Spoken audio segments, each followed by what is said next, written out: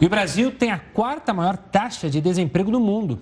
De acordo com um levantamento, a média é a pior entre os integrantes do G20, o grupo que reúne as maiores economias mundiais. Sobre isso, a gente conversa agora com Alex Agostini, economista-chefe da Austin Rating. Alex, uma boa noite, obrigado pela participação aqui conosco. Eu queria que você explicasse o que diz esse levantamento feito por vocês, por que esse resultado tão negativo? Imagino que seja negativíssimo para o Brasil, né? Boa noite, Gustavo, Camila, boa noite a todos. Bom, primeiramente, esse levantamento foi feito com o propósito de colocar qual a situação do nível de desemprego no Brasil num contexto global. E o que se percebe é que o Brasil, infelizmente, está ali entre as maiores taxas dos principais países do mundo.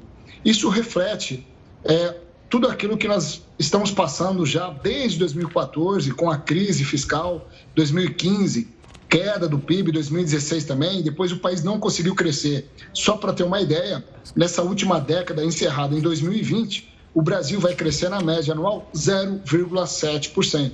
E tudo isso acaba tendo um efeito direto sobre o emprego. E pior, nós temos perspectivas de crescimento menores para os próximos anos, como vocês falaram inicialmente. Para 2022, o crescimento do Brasil vai ser, inclusive, dentro da média esperada aí também, observada, de 0,7%, ou seja, muito baixo. E nós temos 13,7 milhões de desempregados, que eu chamo de desemprego estrutural.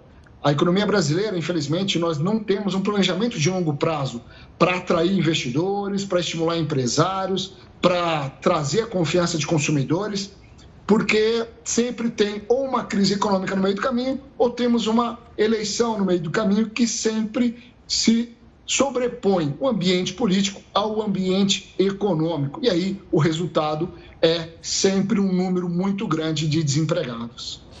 Alex, boa noite aqui da minha parte. A gente preparou, acho que uma arte, né, com esse ranking que vocês levantaram sobre o desemprego no mundo.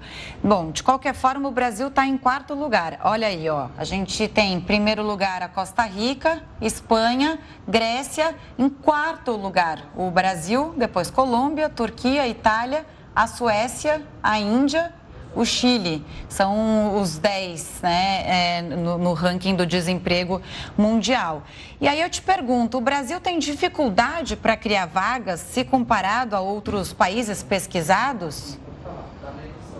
Olha, primeiro nós vimos ali que os 3 primeiros à frente do Brasil, Costa Rica tem problema político há algum tempo, a Grécia ficou mais de 10 anos em recessão econômica, então está tentando sair, e a Espanha que passou, foi o pior país da Europa que enfrentou a pandemia, está tentando agora se recuperar.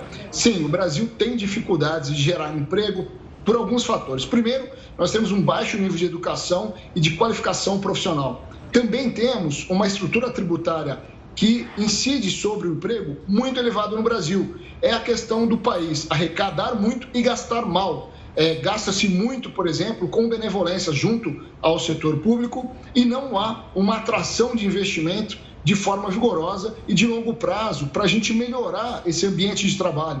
Por isso, em momentos de crise, como foi em 2020, o emprego é a primeira variável a ser afetada, ou seja, há um corte no emprego, porque custa muito. E quando há um retorno da economia, um crescimento econômico, a variável emprego é a última a ser devolvida para o cidadão. Lembrando que 63% do PIB vem da formação do consumo das famílias. Então é preciso gerar emprego para fazer com que essa roda da economia gire e a gente consiga entrar num ciclo virtuoso, crescimento econômico, melhorar o ambiente social. Então, temos condições de melhorar, mas para isso precisa que o ambiente econômico esteja em primeiro plano e não o ambiente político, que vem sendo aí um fator complicador para melhorar o nível de emprego no Brasil. Alex, você cita alguns problemas estruturais e que muitos analistas questionam no Brasil também, é a baixa produtividade, que também é um problema estrutural. Essa baixa produtividade influencia justamente em baixar esses números nos próximos anos, esse número de alto desemprego? Sem dúvida alguma, né, Gustavo? Até porque o ganho de produtividade, só para você ter uma ideia, nos Estados Unidos, para executar a mesma função aqui no Brasil, precisam de 5 profissionais. Nos Estados Unidos, apenas 1. para executar a mesma função. Então, esse ganho de produtividade reduz o custo de produção das empresas, isso naturalmente reduz o preço final, ou seja, a inflação diminui e a gente consegue deixar mais dinheiro no bolso do cidadão, que vai acionar outros setores de atividade. O Brasil vai conseguir ser mais competitivo em outros setores que hoje nós não somos, por isso que nós importamos muito alguns produtos da China. Então, o Brasil poderia melhorar a produtividade, gerar mais emprego em alguns setores e, com isso, acionar outros setores, gerando emprego e renda.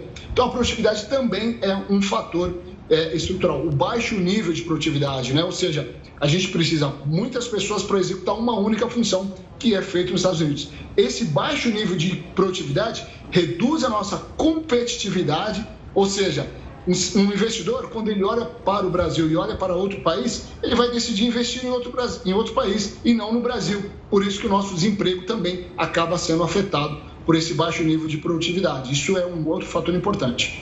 Agora, o Brasil aí com essa inflação chegando aos 2 dígitos, né? Isso confirmado pelo Boletim Focus, divulgado hoje pelo Banco Central.